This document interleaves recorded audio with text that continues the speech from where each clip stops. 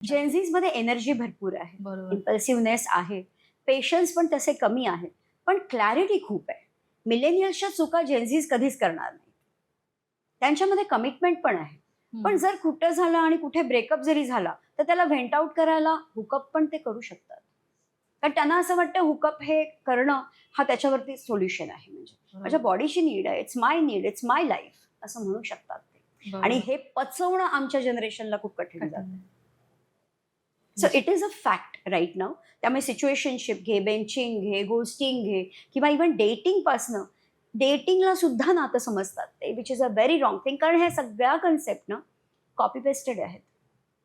पण माझं इथे ह्या चॅनलच्या दृष्टीने सुद्धा मला असं अवेअरनेस आणावा लागेल किंवा त्यासाठी म्हणजे असं बोलावंसं वाटतं की तुम्ही हे स्मार्ट डेटिंगमध्ये कन्व्हर्ट केलं तर, नुसतं ब्लाइंड डेटिंग करण्यापेक्षा स्मार्टनेस त्याच्यामध्ये आणलात तर, की डेटिंग हे नातं नाहीये.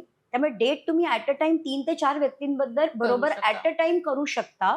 फक्त एका महिन्यात केलं तर दुसऱ्या महिन्यामध्ये फिल्टर करा की ह्यांच्याबरोबर नाही जमत आहे. तिसऱ्या महिन्यामध्ये फायनलला या की अरे बाबा तुझं आणि माझं जमतंय, वाईब सो कॉल्ड मॅच होतीये, तर आपण सिरियस रिलेशनशिपमध्ये जायचं का रे?